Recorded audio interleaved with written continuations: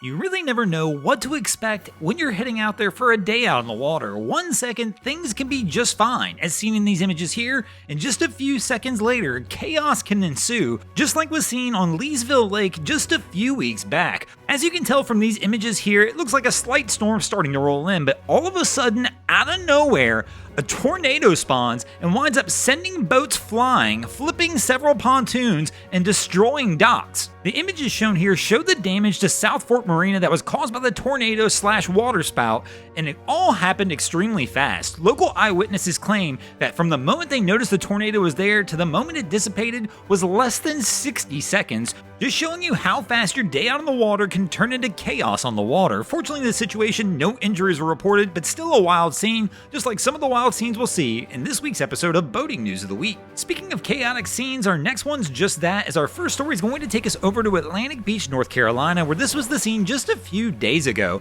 when beachgoers witnessed a 48-foot sport fishing vessel racing toward the beach, when all of a sudden at the last second, beachgoers realized it wasn't stopping and had to scramble to get out of the vessel's way. Fortunately, in this situation, all the beachgoers were able to successfully miss the boat. It has been identified that the vessel did have 7 people on board at the time of the incident, but fortunately no major injuries were reported to anybody on board the vessel as well. Local police, fire, and EMS all responded to the scene, setting up a perimeter around the vessel as crowds tried to gather around it. Local law enforcement has currently launched an investigation to try and determine the cause of the incident, but at this time, authorities have yet to determine whether the cause of the accident was due to mechanical failure, operator error, or possible impairment. Later in that day, Towboat USA, as seen in these images here, actually was able to salvage the vessel back off the beach. But this wasn't the only wild scene that wound up with a boat beached over the last week, as the next story that we have will take us over to the Spanish coastline in Ibiza, where this was the scene just a few days ago when morning beachgoers woke up to the mega yacht Sophia beached in Ses Salines Natural Park. At this time, we're in a similar situation, as this story is so new that local authorities at this time have not issued a cause of the incident, but there were several eyewitnesses to it happening, and it's claimed that the vessel wound up going hard aground as seen in the images here at around 10:30 p.m. Local maritime authorities were alerted, and Good Samaritan vessels were actually sent in to try and go up on the beach and check for the crew to make sure everyone was okay. An emergency helicopter was dispatched to the scene, but after one of the Good Samaritan vessels checked on the crew of the Sophia and alerted local maritime authorities that everybody on the vessel was okay, and the helicopter was evacuated from the scene. In the morning, local authorities went and checked on the crew, found out that everybody was alright, and asked if they needed any assistance. The crew actually refused any assistance at the time, said they would already contacted a local salvage company who was coming to attempt to try and salvage the yacht. But just another wild scene to see, 2 really large vessels, both beached hard, all in the same time period.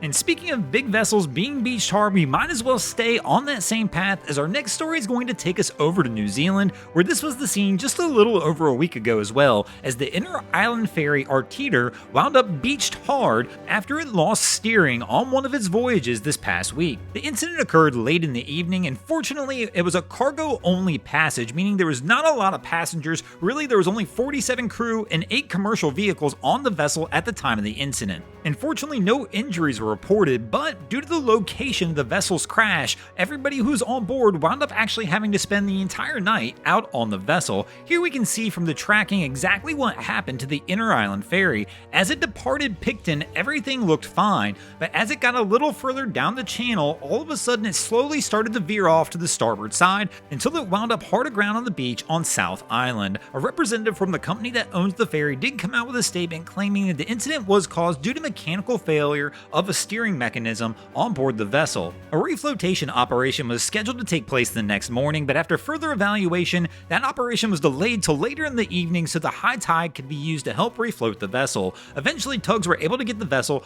off the ground, and the vessel wound up going back to port in Picton. They do claim that there was very minimal damage to the boat, and it still appears to be watertight, and as we've mentioned already, no injuries were reported during the incident. Thanks for watching, crew. I hope you enjoyed this episode of Boating News of the Week.